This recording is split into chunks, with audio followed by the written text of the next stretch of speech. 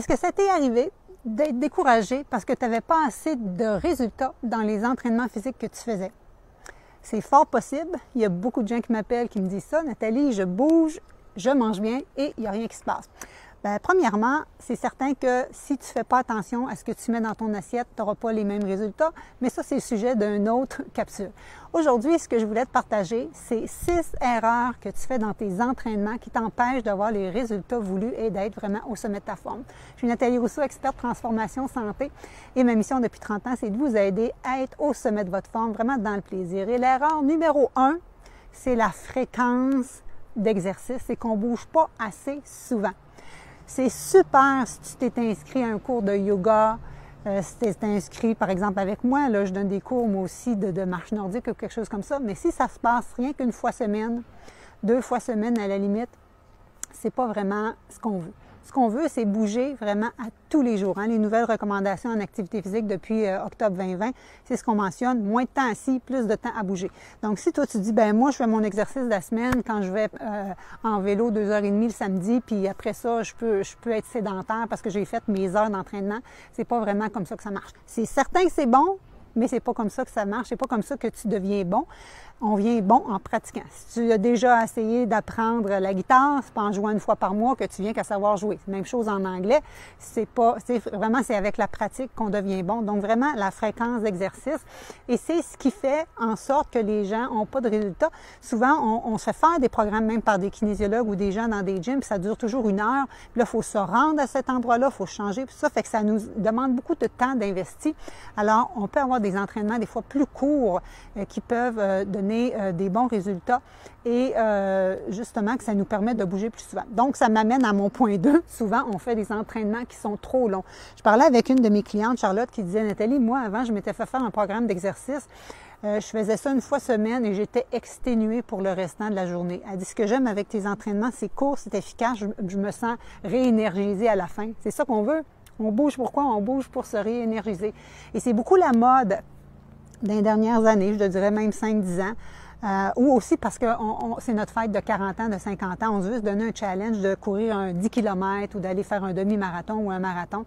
C'est excellent, mais si c'est comme ça que tu veux perdre du poids, c'est pas la bonne solution. À la limite, les gens qui sont marathoniens, je veux dire l'exercice long en cardio, te fait perdre la masse musculaire au lieu de te faire perdre la masse adipeuse. Et toi, tu veux vraiment gagner ta masse musculaire.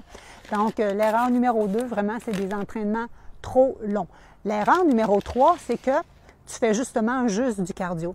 Il y a plusieurs formes d'exercice physique. Je suis dans un sommet présentement. Je parlais justement du lifestyle medicine, mon approche à la santé. Il y en a un qui parlait des différents types d'entraînement hier. Et c'est ça, il n'y a pas juste le cardio. Oui, c'est bien, mais il y a aussi les exercices en tonification qu'il faut faire. Dans les recommandations également, on veut faire 2-3 fois par semaine des exercices en tonification pour garder notre masse musculaire qu'on a tendance à perdre en vieillissant. Donc ça, c'est important. Mais aussi, qu'est-ce qu'on perd en vieillissant? C'est notre flexibilité. Et la flexibilité, c'est un autre des types d'exercices qu'on devrait pratiquer. Les autres, c'est vraiment des entraînements plus en résistance, en anaérobie. Mais moi, dans mes programmes d'entraînement, tout ça est inclus. Et aussi des exercices en coordination et aussi des exercices en équilibre parce que c'est ça qui fait qu'on flanche en vieillissant. Et c'est ce qui fait que si, par exemple, tu passes sur une plaque de glace en plein hiver, tu risques de tomber, casser tes poignets, casser tes hanches, alors que quand tu as de l'équilibre, tu as les abdominaux forts, tu es capable de te ressaisir. Donc, c'est ça qui est important.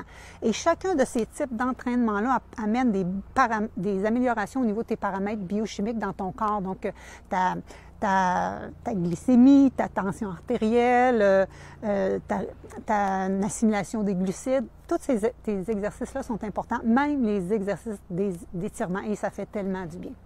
L'erreur numéro 4, c'est qu'on fait souvent les mêmes routines. On aime un type d'exercice, on aime un type d'entraînement, on fait souvent la même chose sans se challenger. On ne peut pas s'améliorer si on fait toujours pareil. Donc, comme j'expliquais tantôt, il y a les différents types d'exercices à faire et aussi de faire des intensités qui sont vraiment différentes. Également, c'est de suivre un plan d'exercice. Tu sais, des fois, tu dis « Ah, moi, j'aime telle affaire, je vais piger sur le net tel type d'exercice », mais c'est pas vraiment structuré. Donc, ce qui est important, c'est d'avoir une structure puis d'avoir des repos d'inclus avec cette structure-là pour vraiment t'aider d'avoir des résultats. Je vais juste relire ma feuille pour être certain, là. OK, donc 1, la fréquence. 2, des entraînements souvent qui sont trop longs. 3, on fait rien que du cardio, on oublie les autres types d'exercices. 4, c'est que c'est toujours la même structure. 5, c'est qu'on fait souvent des exercices qui sont, selon moi, contre-indiqués. Tu sais que moi, je suis kinésiologue, en plus d'avoir un bac puis d'une maîtrise en nutrition. Donc, ça fait plus que 30 ans que j'aide les gens par les bons exercices et j'en vois beaucoup, surtout au niveau des abdominaux. Donc, pour faire des abdominaux, nous, on veut un ventre plat. On a tendance à gonfler, à ballonner. Les gens me disent, Nathalie, j'ai épaissi avec les années, mais on veut un ventre plat, mais on entretient notre ventre ou on même fait popper notre ventre en faisant les mauvais exercices qui entretiennent aussi des douleurs dans le dos et des douleurs à la nuque. Donc, il faut vraiment s'assurer de faire les bons mouvements. Il y a aussi des mouvements pendant qu'on fait les push-ups.